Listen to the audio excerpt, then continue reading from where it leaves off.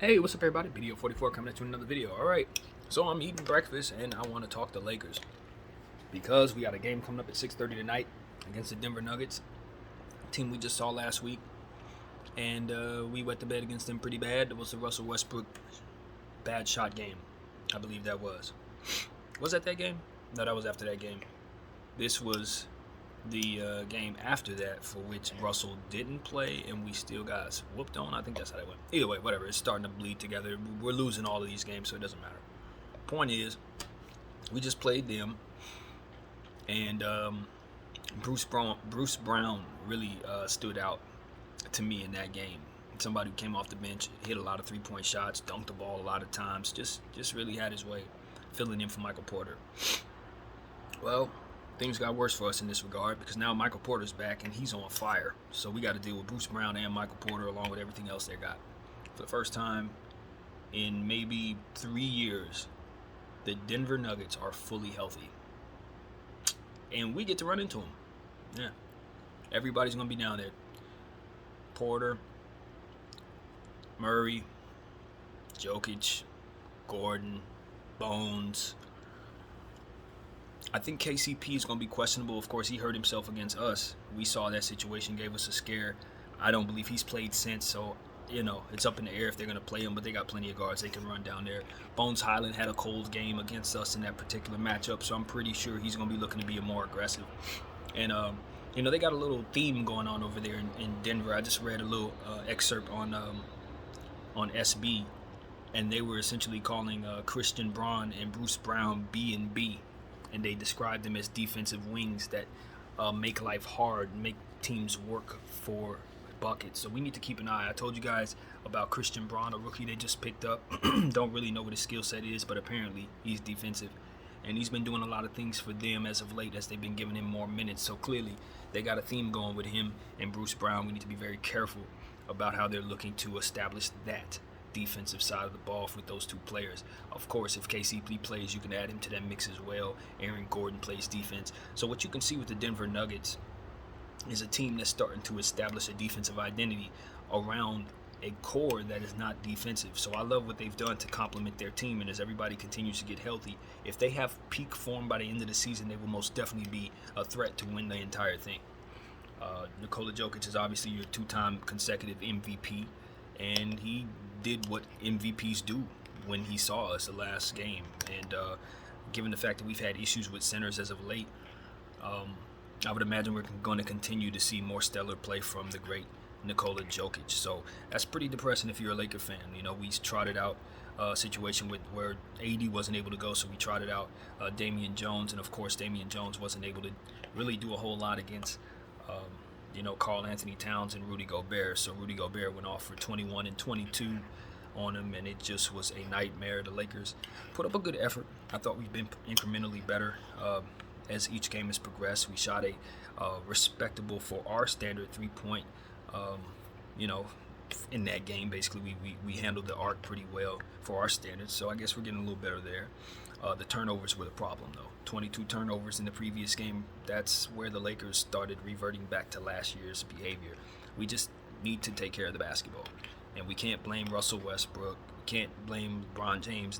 It was a collective. Guys who have not been characteristically turning the ball over this season most definitely was giving up turnovers against the Minnesota Timberwolves. So, you got to give credit to guys like Karl Anthony Towns and Rudy Gobert, and of course D'Angelo Russell, who had like 6 steals in that game. They did a lot to force the issue in that way, but we need to do a better job of working on things that just help us take care of the basketball in general. So I thought Russell Westbrook played a very good game off the bench. We tried that out again, and it worked. So hopefully we can keep that going if we're going to keep him on the team. Obviously, much has been said. My opinion about where we are, what we should do, and all of that has already been stated. I don't think that's the approach I kind of want to take in regards to how I assess the team. I guess I'll kind of separate those two things because at the end of the day, we want to assess the basketball team, and I want to get better as an analyst of the team. So as they incrementally make mistakes or get better or what have you, I'll just try my best to assess it, and then I'll give you my opinion aside. So we'll see how it goes from here. But my point of view as far as tonight is just wanting to see the Lakers continue to work on finding a balance from behind the arc in terms of attempts. percentages are going to do whatever they do, but we want our attempts to make sense with who we believe we are as a three-point shooting team.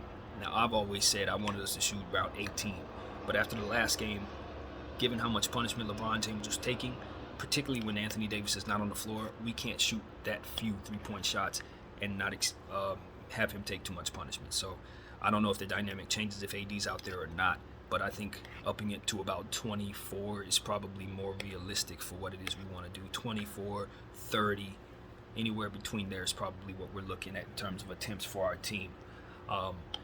So we got to let the guys who have been hitting the shot continue to take it. Austin Reeves' three-point shot has been falling as of late. Troy Brown, our guy, his three-point shot fell very well in the last game. Maybe we want to continue to go to that. But all in all, we know we've had so much to say about Kendrick Nunn's struggles. And my thing is, I'm not devoid of an understanding that Kendrick Nunn could play well. We've seen him play well in the finals against us back in the bubble, so it's not like I haven't seen with my own eyes him be very good. But when he's not focused, he can really, really take a lot away from you in terms of the offensive end. He will be aggressive to no end, and he really, when he loses his confidence, he doesn't lose his gall to shoot, and that's always a bad trait. So we need to continue to work with him if we're going to keep him on the team, and try to limit where we use him. Once we see he's not with it, we need to manage him just like we would manage Russell Westbrook, because at the end of the day, he could take a lot away from you. Not like Russell Westbrook in those ways, but it'll come up to the same negative if you allow it to, and we've seen that enough this season to know that to be the case. So our guard situation needs to be entirely reimagined. I think we need more Austin Reeves, more Max Christie. We need to move Scottie Pippen up and bring him to the main team, and we need to shuffle some of these guards further down the pecking order. Obviously, bringing Russell Westbrook off the bench is working, but starting Patrick Beverley is not. We need to try to do something else there. I say start Austin Reeves, even though his ball handling has been a little suspect. The three has been falling, and he has also found ways to make his team better by making certain passes and things of that nature. So he's going to have to get better on the defensive end this season. I think he's taken some steps backwards. Maybe the weight that he's put on is not handling it as well as he needs to be able to get around and kind of dart around to the left and right like he used to. So I want to see him get his conditioning up, maybe switch his diet up or something.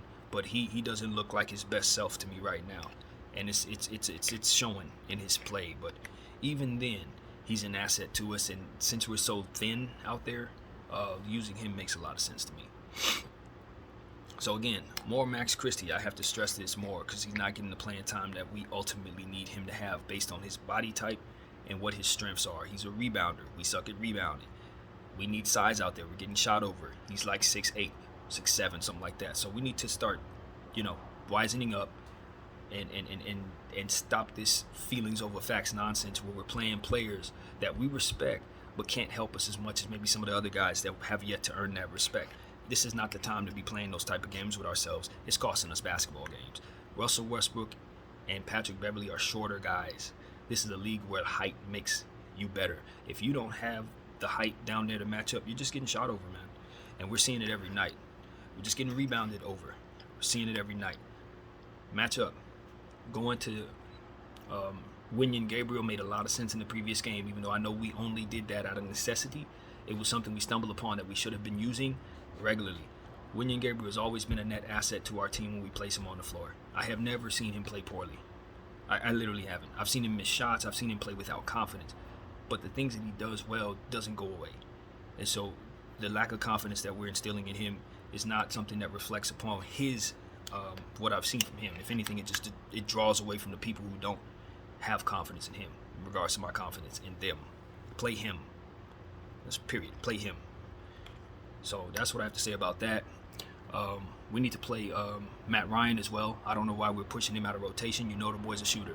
Shoot. That's what I want him to do. I don't need him to come in and rebound and dribble and make plays for other people. If people are assessing what else he's doing and not playing him because of that, that's a poor reason not to play Matt Ryan.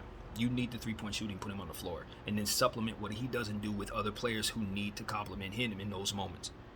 I don't want no excuses for not playing the only shooter we have. It's ridiculous. So these are the things I'm looking at, man. We're trying to play minutes for Patrick Beverley. We're trying to play minutes for Kendrick Nunn. Trying to play minutes for Russell Westbrook. These people don't help us. They don't. I don't want to pretend like we have a chance running them full minutes against this team we're going to see tonight. We're not. We got to play the matchups that work for us. We got to play the percentages. Aaron Gordon has been hot lately. He's going to continue to do that. So we got to look out for Aaron Gordon tonight. You know, these are the type of things we're talking about. You know, we know their personnel. We just seen them. We know we wet the bed against them pretty bad. I would imagine guys want to come out and do something. Anthony Davis, I'm not sure if he's going to play. You know, obviously it's a situation where coach said that he was going to sit him in the last game in hopes that he would be ready for this game. But as bad as that back looked, I don't know that he should be out there tonight either, going up against Jokic. I don't.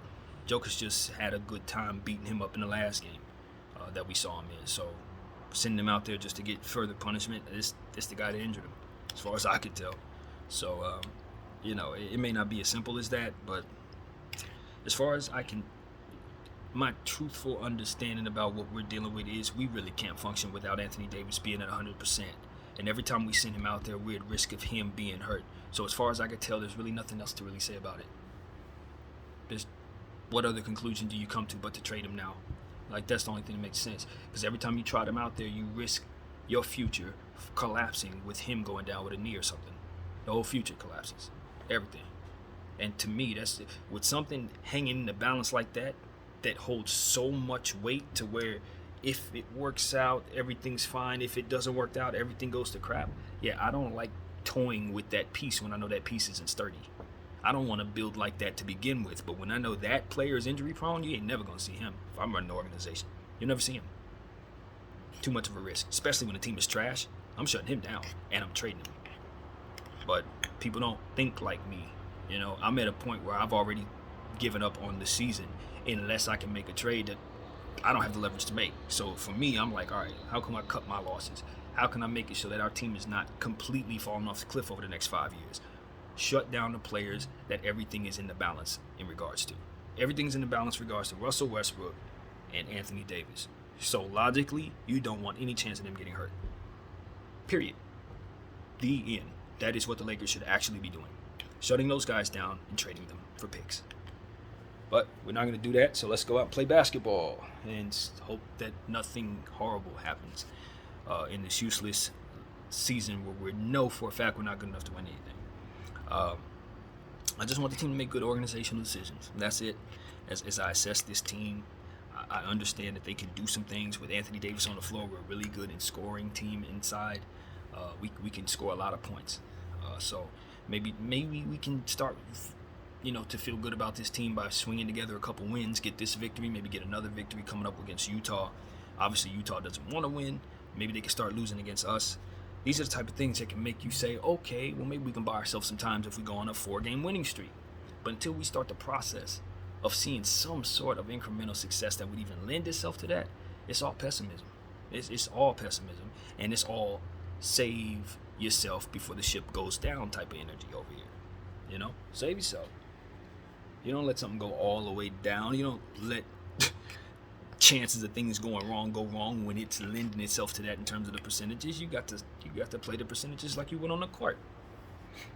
We got a 50-50 chance of our future being decimated by an injury in 2022 that just so happens to be right now. Like, everything we got going on is attached to different years in the future. And it's like we're toying around with this. And I just don't think people are aware of that being the case. And it's like this guy, every time we send him out there, he get hurt. Every time we send him out there, he's fighting through something. And he's half a year cap. When will people get wise enough to protect themselves? That's what I ask. But anyway, whatever. We got the Denver Nuggets tonight, 6:30. I'm going to tell you guys the truth. I do not expect to win that game or even be in that game. They should probably beat us by 10 or more points if they're doing what they're supposed to be doing. They're just a better team. They got a lot more talent. They got a lot more attacking players from different angles. They should be able to shoot us down, spread the floor out, rebound over us, and do all the things that normally we see happening to this team every game. Don't bet on the Lakers at all. I don't know how many games they're going to ultimately be able to win if they don't make any trades, but I just don't see any path to imminent victories at all. At all. If professionals are doing what they're supposed to do, they're constructed just by nature to compete in the NBA. I'm telling you, this roster is not. It's not constructed to even compete. So each and every game it's in, it should lose if the other team does what it's supposed to do. That's how bad we are. So this is one of those, and that's why shutting people down, trading people, and voiding contracts and calling up G League players is necessary, because we're there. We're definitely there.